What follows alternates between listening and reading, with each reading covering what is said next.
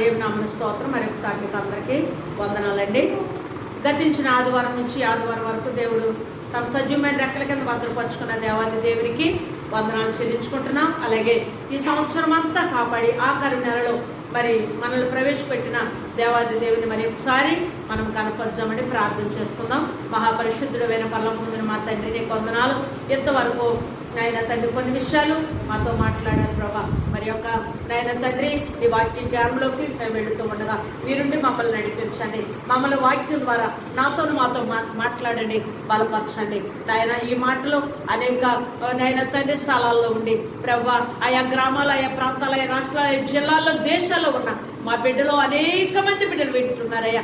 ఆ బిడ్డలందరినీ బలపరచండి. ఈ వాక్యం ద్వారా ప్రతి వారితో కూడా మీరు మాట్లాడి మహిమ, ఘనత, ప్రభావాన్ని నీకు ఆరోపించుకుంటూ వెంతబడిన మాటలు దుష్టుడు ఎత్తుకుపోకుండా హృదయాల్లో భద్రం చేసుకుని నీ కొరకు జీవించే గొప్ప వాక్యం దయచేయమని, మరి ముఖ్యంగా ప్రభా వెనగాల చెవి, గ్రహించే మనసు ప్రతి వారికి దయచేసి మహిమ పొందమని యేసు నామమున వేడుకొచ్చున్నాను పరమ తండ్రి, ఆమేన్. చూద్దాం, చూడండి. ఆదికాండము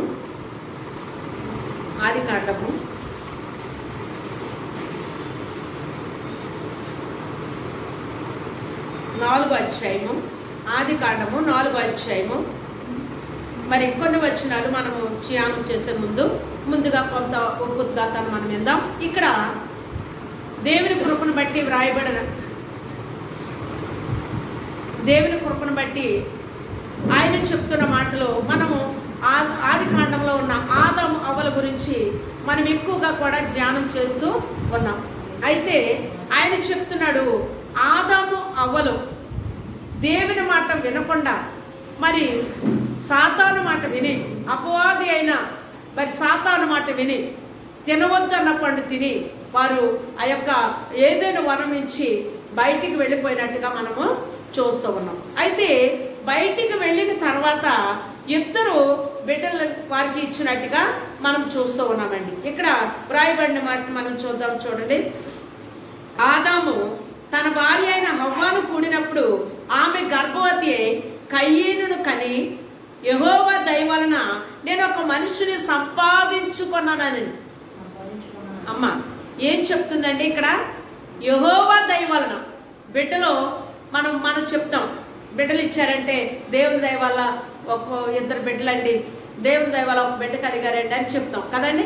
ఇక్కడ కూడా మన ఆది తల్లి ఆ అవ్వగారు చెప్తున్న మాట ఏంటంటే, యెహోవా దయ వలన నేను ఒక వారిని సంపాదించుకున్నానంటుంది, దేవుని దయ వలన. అయితే దేవుని మాట ప్రకారంగా జీవిస్తున్న, దేవునిలో నడుస్తున్న మన మీదకి దుష్టుడైన అపవాది పన్నాగం పన్ని ఏర్పరచబడిన వారు సైతము మోసం చేయాలని వాడు ఎంతో తిరుగులాడుతూ ఉన్నాడండి. ఆదాము అవ్వలు దేవునితో నడిచి దేవుని అడుగుజాడల్లో నడుచుకుంటున్న వారి దగ్గరికి వచ్చి మోసం చేసిన ఈ యొక్క అపవాది అయిన సాతాను వారి బిడ్డల మీదకి రాదా? రాదా? వస్తుంది. దాని పని ఏంటండి? దేవుని దగ్గరకు వచ్చే బిడ్డల్ని చెడగొట్టడమే. ఎవరు కావాలని తప్పు చేయరండి, ఎవరు కావాలని తప్పు చేయరు. కానీ అపవాది పొంచి వాడి మాయ తంత్రములతోనూ మరి వాడి ఇష్టానుసారంగా వాడుకోవడానికి వాడు ఎక్కువగా ప్రయత్నము చేస్తూ ఉంటాడని. దీనికి ముందుగా ఒక చిన్న విషయాన్ని, చిన్న ఉపోద్ఘాతం కింద మరి ఉపమానం కింద చిన్న విషయాన్ని మీతో చెప్పాలని తలుస్తూ ఉన్నాను. ఎందుకంటే అపవాది వాడు వేసే పన్నాగాలు, వాడు వేసే కుతంత్రాలు ఎలా ఉంటాయి? ఆకాశంలో గ్రద్ద ఎగురుతూ ఉందంటండి. ఆకాశంలో గ్రద్ద ఎగురుతూ ఉంది. ఎగురుతూ ఉన్నప్పుడు రోజు అది చక్కగా విశాలంగా ఎగురుతూ తిరుగులాడుతున్న దాన్ని చూస్తుంది ఒక నక్క. ఏం చేస్తుందండి? గ్రద్దని ఎప్పటి నుంచో గమనిస్తుంది. అది చక్కగా ఆకాశంలో ఎగురుతూ చక్కగా తన ఫలితాన్ని చేసుకుంటూ ఆహారం సంపాదించుకుని తిరుగుతూ ఉన్న గ్రద్దను ఎవరు చూస్తున్నారంటే నక్క చూస్తూ ఉంది. నక్క చూస్తూ ఉండి ఎలా పట్టుకోవాలి, దీన్ని ఎలా పట్టుకుని తినాలి, నాకు దాన్ని తినాలని ఉంది, దాన్ని చంపాలని ఉందని చెప్పి ఒక పన్నాగం పన్ని దాన్ని ఏం చేస్తుందంటే దానికోసం ఒక ప్లాన్ తయారు చేస్తుందండి. ఏ ప్లాన్ తయారు చేస్తుందంటే తను మరి మట్టిలో నుంచి వానపాములు, అంటే ఏటు పాములు అంటామండి మనం, వాటి వాటిని తవ్వి ఎక్కువగా గ్రద్దలు రాబందులకి ఏం కావాలండి? మాంసం ఎక్కువగా తింటాయి, పీనుగుల మీద పడి ఇవన్నీ తింటాయి కనుక అది ఏం చేస్తుందంటే వానపాముల్ని కొన్నింటిని సిద్ధపాటు చేసి అంటే చేపను పట్టుకోవాలంటే మనం ఏం చేయాలండి? గేలం వేస్తున్నాం. ఉట్టి గేలం ముళ్ళు ఎలా చేస్తే వస్తుందా? ఏం పెట్టాలి? ఎర్ర పెట్టాలి. ఎర్ర అంటే వానపాము లేకపోతే చేప, దానికి ఏదైతే దొరుకుతుందో అది పెట్టాలి. ఆ విధంగా ఇక్కడ అది పెడుతుంది. ఏం చేస్తుందంటే దీన్ని పట్టుకోవాలంటే చక్కటి ప్లాన్ పన్నింది, ఎలా పట్టుకోవాలని. వానపాములు కొన్ని పోగు చేస్తుంది, చిన్న బండి దాంట్లో వేసుకుంది. ఆ బండిలో వాటిని వేసుకుని ఏం చేస్తుందంటే అది వెళుతూ ఉంది. వెళుతూ ఉన్నప్పుడు ఆకాశంలో తిరుగుతున్న గ్రద్ద అటు ఇటు తిరిగి ఆ బండిలో చూస్తుందండి. ఏంటి ఇలా వేసి తిరుగుతుందంటే నక్క, వాటిలో ఉన్నాయి ఇలా మెదిలిపోతున్నాయి, చక్కగా ఉన్నాయి, చాలా రుచిగా ఉంటాయేమో, ఏం జరుగుతుంది ఇక్కడ అని చెప్పి తిరుగుతూ ఉన్నది. ఏం చేసింది? దాని పదాన్ని చూసుకోకుండా ఇక్కడ నక్క దగ్గరికి వచ్చిందండి. వచ్చి అడుగుతుంది, ఏంటి ఏం చేస్తున్నావు వీటితోను అని అడుగుతుంటే అమ్ముతున్నాను అంది. ఏమంటండి? ఈ వానపాములు అమ్ముతున్నాను అంది. అమ్ముతున్నావా? ఎలా అమ్ముతున్నావు? ఎలా కొనుక్కోవాలి అని అడుగుతుంది. ఎలాగో కొనుక్కర్లేదు, నీ ఒంట్లో ఉన్న ఒక ఏక తీసి ఇక్కడ పెట్టావనుకో 2 వానపాములు ఇస్తానన్నా. అబ్బాయి ఎంత చావుకు బేరం అది అనుకుంటుందండి. ఎంత చావుకు బేరం, ఇలాంటి బేరం ఎక్కడైనా ఉంటుందా? ఉండదు. ఆహా ఎంత ఈజీ అని చెప్పి ఆ ఒంటిలో ఉన్న ఒక ఏక పీకింది, ఇచ్చిందండి. 2 వానపాములు ఇచ్చింది నక్క. నవ్వుకుంటుంది. అది ప్లాను, చక్కటి ప్లాన్ వేసింది. నవ్వుకుంటుంది, ఇస్తుంది. అయితే 2 తిన్నాక చాలా రుచిగా ఉన్నాయి. ఎంత రుచిగా ఉన్నాయంటే మామూలుగా కాదు. మళ్ళీ ఒక్క అడుగు అలా వెళ్ళింది, మరలా వచ్చేసింది. మరలా వచ్చి 2 ఇస్తాను, 4 ఇస్తావా అంది. ఇవ్వు, నువ్వు ఇవ్వటమే తరువే, నీకు నేను పంచితేనే కొట్టాను. ఇలాగ తన పను ఏం చేస్తుందంటే 2 తింటుంది, 4 తింటుంది, 2 పీకుతుంది, 4 పీకుతుంది, అలా పెడుతుంది, వెళ్ళలేకపోతుంది. అవి రుచి మరిగింది బాణం. మా నాన్నగారు కూడా ఎక్కువగా కళ్ళు బాగా ఎక్కువ తాగేవాడండి. ఇలా తాగి వచ్చి ఇలా పడుకుని మళ్ళీ వేసి వెళ్ళిపోయేవాడు. ఆ కళ్ళు కాలం అంతా పండు రంగు వచ్చేసేవాడు. తెల్లగా ఉండేవాడు, బాగా పండు రంగు వచ్చేసేవాడు. ఇక 2 ఆలోపన లేదు, ఇలా వచ్చి ఇలా పడుకున్నాడు, ఇలా వేసి వెళ్ళిపోయేవాడు. ఎందుకంటే అది అంత రుచిగా ఉంటుంది పాపం. ఇక్కడ ఈ వానపాములు తింటుంది, మళ్ళీ అక్కడ సగం దూరం పెడుతుంది, వెళ్ళకపోతుంది, వచ్చేస్తుంది, 4 పీకుతుంది, మళ్ళీ 8 పట్టుకుంటుంది. అలాగే మొత్తము బొచ్చంతా అయిపోయేదాకా వానపాములు కొంటానే ఉంది, తింటానే ఉంది. అన్నీ అయిపోయిన తర్వాత మరి ఇంకా నా దగ్గర ఏమీ లేవు కదా, ఇంకేమి ఇవ్వగలుగుతాను అనుకుంటే నువ్వు ఇంకెక్కడికి వెళ్తావు? ఎగురు అంది. ఎగురుతుందండి? ఎగురుతుందా? ఎగరలేదు. ఎందుకు? దానికి కావాల్సిన ఏంటి? ఏకలు ఉంటే ఎగురుతుంది, గాలికి అవి ఉంటాయి కాబట్టి ఎగురుతుంది. ఇప్పుడు ఎగిరే శక్తి లేదు దానికి. వెంటనే పట్టుకుంది, కడుపు నిండా తింది, పడేస్తుంది. అంటే చూడండి, అంటే సాతానుడు ఎలా ఎరపెట్టి మనల్ని లాక్కుపోతాడంటే ఆడు మరణ కొయ్యి మీద పడ తీసుకుని వెళ్ళిపోతాడు. వాడికి లోబడ్డామంటే చాలు, వాడికి లోబడితే చాలు, ఆడు కంటికి ఇంపైనగా చూపిస్తాడు, నోటికి రుచికరంగా మరి చేయిస్తాడు. ఇప్పుడు సిగరెట్టు బీడీలు అవి ఏవో తాగుతూ ఉన్నారనుకోండి, కనీసం మా తోటలో పొగాకు పండిస్తారండి. ఆ పొగాకు కూడా ముట్టుకోవండి పందులు. ఏ అయినా తింటాయి కానీ పొగాకు దగ్గరికి రావు. కానీ మనుషులు వాటిని బాగా పీలుస్తారు, బాగా తింటారు, తాగుతారు.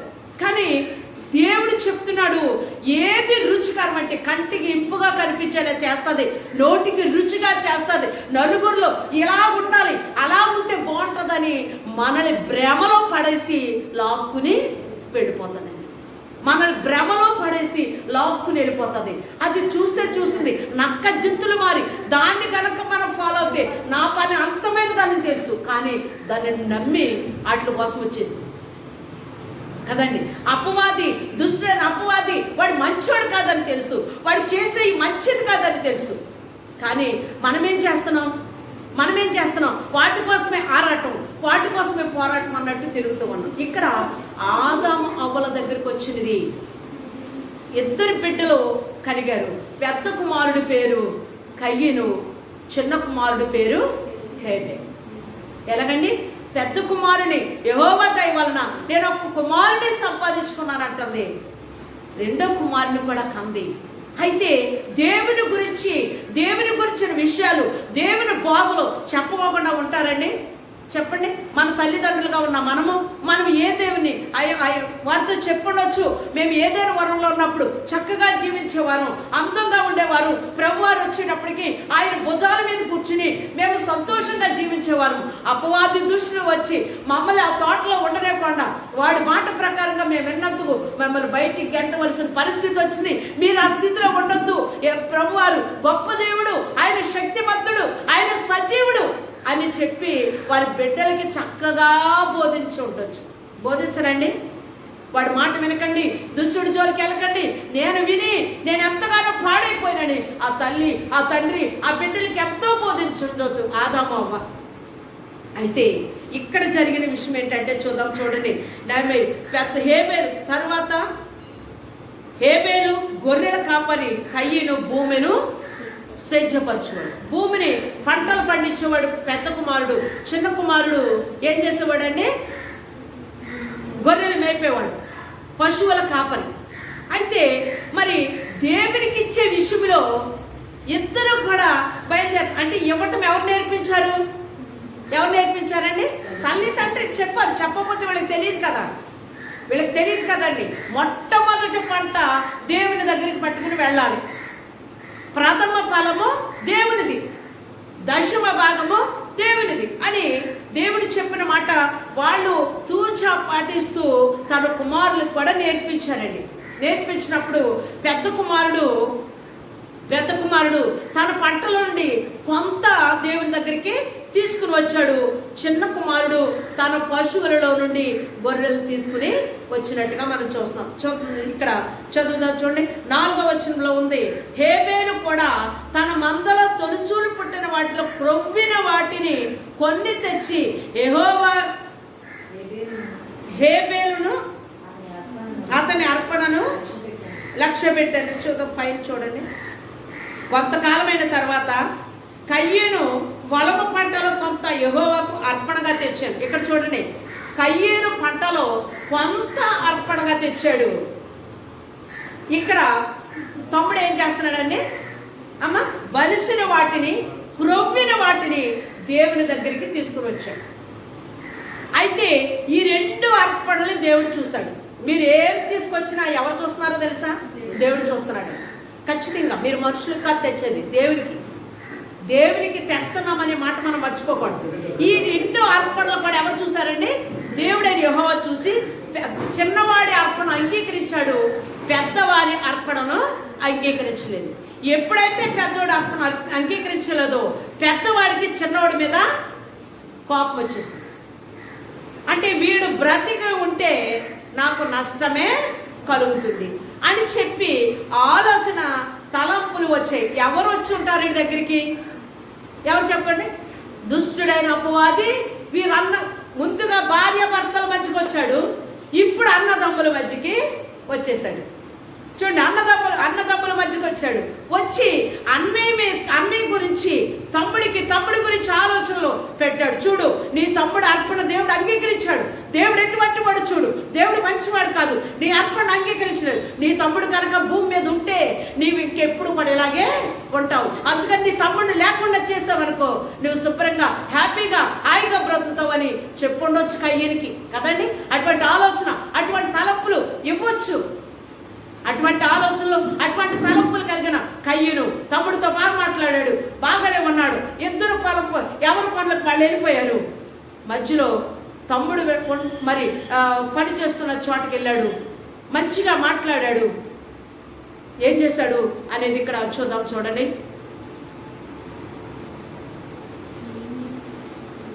5వ వచనం చూద్దాం. కయ్యను అతని అర్పణను ఆయన లక్ష్య పెట్టలేదు కాబట్టి కయ్యనుకు మిక్కులు కోపం వచ్చి అతడు తన ముఖమును చిన్నబుచ్చుకొనగా యెహోవా కయ్యూనుతో నీకు కోపమేలా. దేవుడే మాట్లాడుతున్నాడండి. ఎవరితో? కయ్యూనుతో డైరెక్ట్ గా మాట్లాడుతున్నాడు. ఏమని? కయ్యూనుతో, కయ్యూను నీకు కోపమేలా, నీ ముఖము చిన్నబుచ్చుకుని ఉన్నావేమి, నీవు సత్క్రియ చేసిన తల ఎత్తుకొనవా, సత్క్రియ చేయనేడల వాకిట పాపము పొంచిండును, నీ ఎడల దానికి వాంఛ కలుగును, నీవు దాన్ని ఏలుదువనెను. కయ్యూను తన తమ్ముడైన హేబేలుతో మాట్లాడాను. వారు పొలంలో ఉన్నప్పుడు కయ్యూను తన తమ్ముడైన హేబేలు మీద పడి అతనిని చంపాను. ఏం చేశాడండి? దేవుడు మాట్లాడాడు, నీ అర్పణ నేను అంగీకరించలేదు. ఎందుకు అంగీకరించలేదు అనడానికి ఇక్కడ మనం చూద్దాం. చూడండి ఎందుకు దేవుడు అర్పణ అంగీకరించ. మొదటి యోహాను 3:12 చూద్దాం. మొదటి యోహాను 3:12 మనము కయ్యూను వంటి వారమై ఉండరాదు. చూసారండి, 222 పేజీ నెంబరు. మనము కయ్యూను వంటి వారమై ఉండరాదు. వాడు దుష్టిని సంబంధి అయి తన సహోదరుని చంపెను. వాడతని ఎందుకు చంపెను? తన క్రియలు చెడ్డవియు తన సహోదరుని క్రియలు నీతి గలవై ఉండెను కనుకనే కదా. ఎలాగండి? ఇతను ఎవరి సంబంధి అంట? దుష్టుడి సంబంధి. ఇద్దరు ఒకే తల్లి కడుపును పుట్టారు కదా. కానీ ఒకడు దుష్టుని సంబంధి అయితే రెండో వాడు దేవుని సంబంధి అయ్యాడు. ఆయన చెప్తున్నాడు, ఎందుకు దేవుడు అంగీకరించలేదు అర్పణని? ఆయన పొలం పంటలో తెచ్చాడు కదా, ఇతను కూడా వీటిని ఆస్తులను తెచ్చాడు కదా, ఎందుకు అని మనం ప్రశ్న వేస్తాం. ప్రశ్న వేయడానికి ముందు దేవుడు చెప్తున్నాడు ఇక్కడ వాక్యాన్ని, మనము కయ్యూను వంటి వారమై ఉండరాదు. మన స్వభావాలు కయ్యూను వంటి వారమై ఉండకుండా చెప్తున్నాడు. చూడండి, వాడు దుష్టిని సంబంధి అయి తన సహోదరుని చంపెను. వాడు అతని ఎందుకు చంపెను? తన క్రియలు చెడ్డవియు తన సహోదరుని క్రియలు నీతి గలవై ఉండేను. హల్లెలూయా. దుష్టుని సంబంధి అయి చెడ్డ క్రియలు చేయవాడు కనుక, చెడ్డ తలంపులు కలిగిన వాడు కనుక, చెడ్డ ఆలోచనలు కలిగిన వాడు కనుక అందుకే అతను అర్పణ దేవుడు అంగీకరించలేదు. నీతి కలిగిని తీసుకుని వచ్చాడు కనుక అతని అర్పణ దేవుడు అంగీకరించినట్టుగా మనం చూస్తున్నాం. మీరు అలాంటి వారై ఉండవద్దు అని దేవుని వాక్యం ఇక్కడ చెప్పబడుతుంది. అలాగే చూద్దాం. చూడండి, హెబ్రీ ఆఖరు దాని ప్రక్కన ముందుకుంటుంది. హెబ్రీ 11 హెబ్రీలకు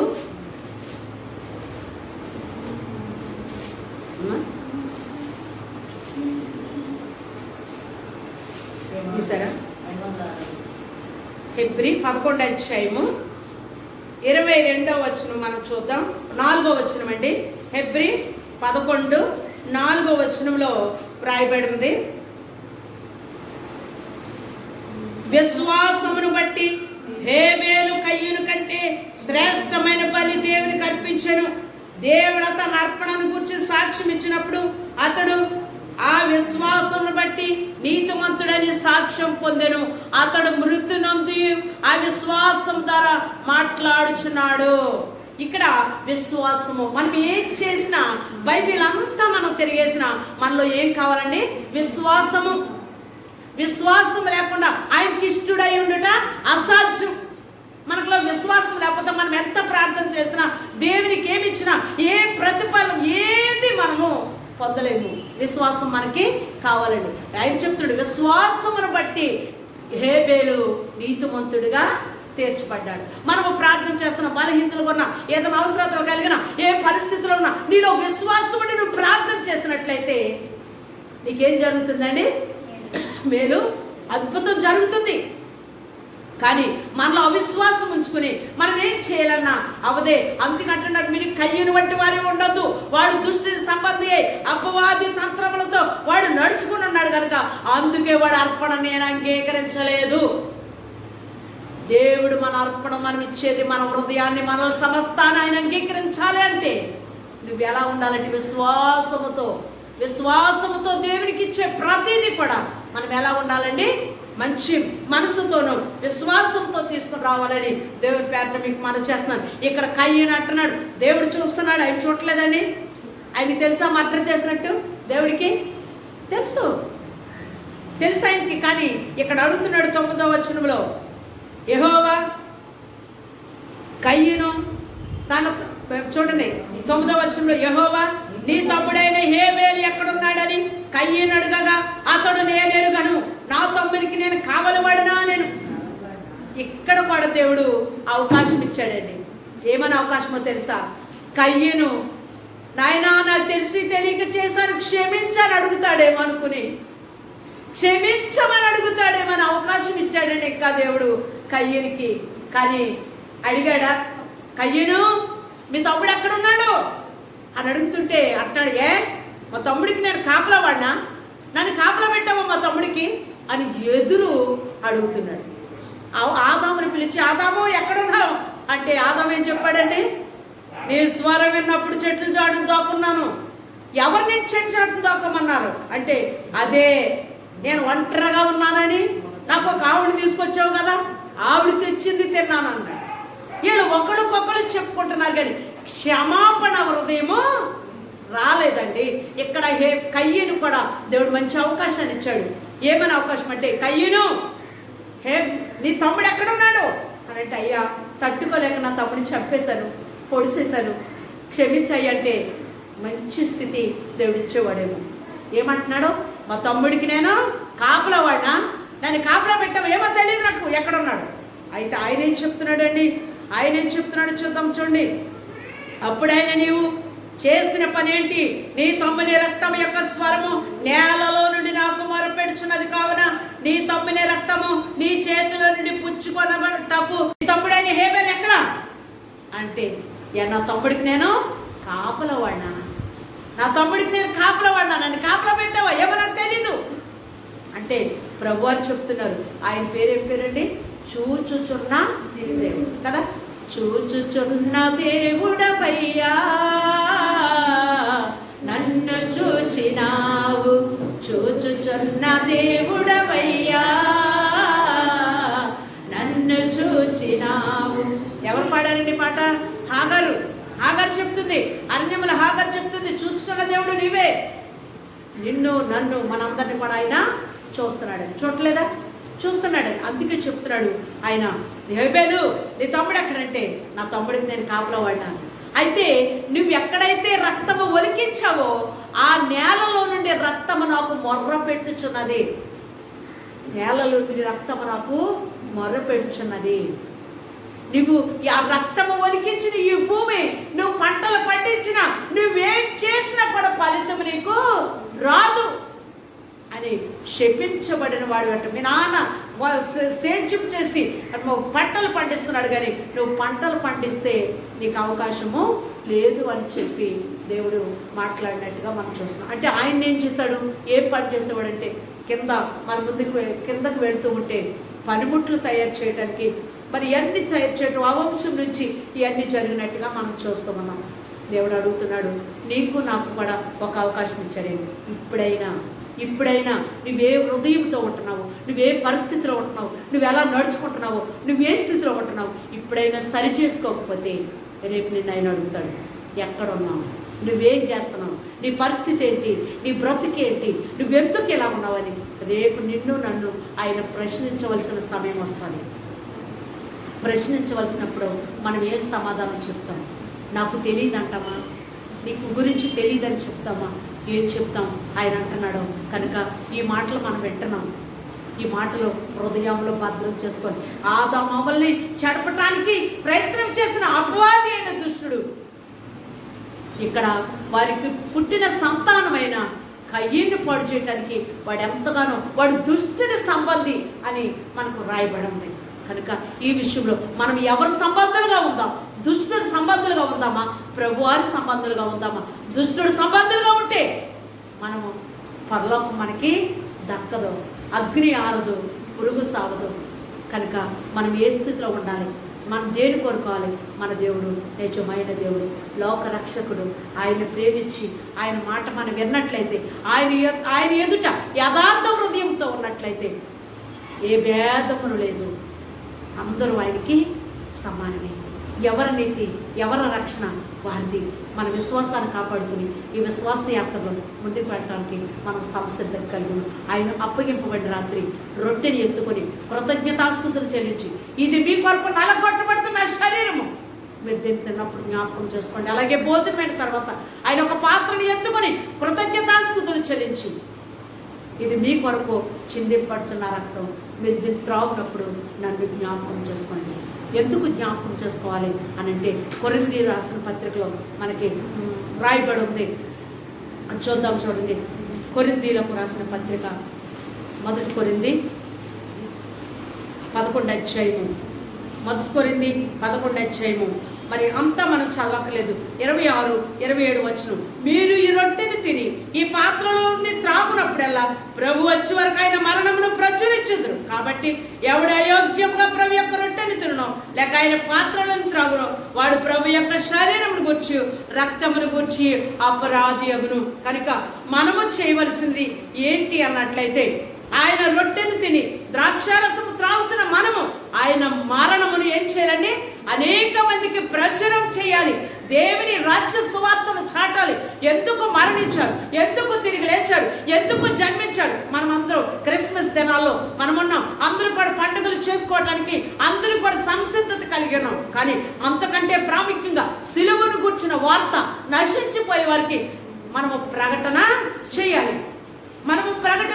కనుక ఈ మాటలు ఆయన చెప్తూ ఉన్నాడు. నా రొట్టెని తిని ద్రాక్షారసం త్రాగుతున్న నీవు మరణ పర్యంత వరకు నా సాక్షిగా నిలబడు. అంతేకాదు మరణ పునరుద్ధారణ గురించి అనేక మందికి తెలియపరచుకోకుండా తిని త్రాగితే ఏమవుతుందండి? అపరాధివి అవుతావు. కనుక మీరు ఈ రొట్టెని తిని ద్రాక్షారసం త్రాగుతున్న మీరందరూ చేయవలసిన పని ఆయన రాజ్య సువార్తను మనము ప్రకటన చేయాలి. ఆయన రాజ్య సువార్తను ప్రకటన చేసి ముందుకు వెళ్ళాలని దేవుని పేరిట మీకు మనవి చేస్తున్నాను. అంచుకాలము అపాయకరమైన దుర్దినాల్లో ఉన్న మనమందరము కూడా ప్రభు రాకడ కొరకు ఎత్తబడే గుంపులో ఉండటానికి, ఆయన రాజ్య వారసులుగా మనం ఉండటానికి, బలమైన స్థిరమైన యోధులుగా నిలబెట్టడానికి ప్రభు మనల్ని సిద్ధపాటు చేయునుగాక. దేవుడి కొద్ది మాటలు తన వెనుకల్లో దీవించునుగాక. ఆమె ప్రార్థించుకుందాం. మహాపరిశుద్ధురానికి వందనాలు తండ్రి.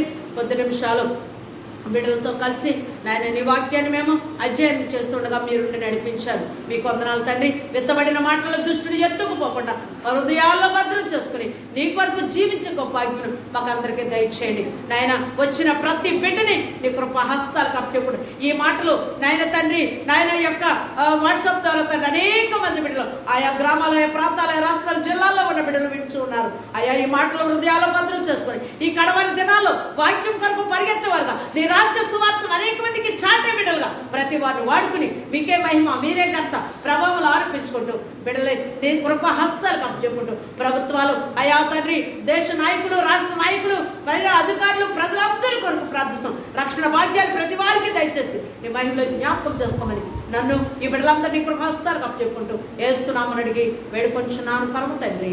ఆమె. అందరికీ వందనాలండి. అందరికీ వందనాలు.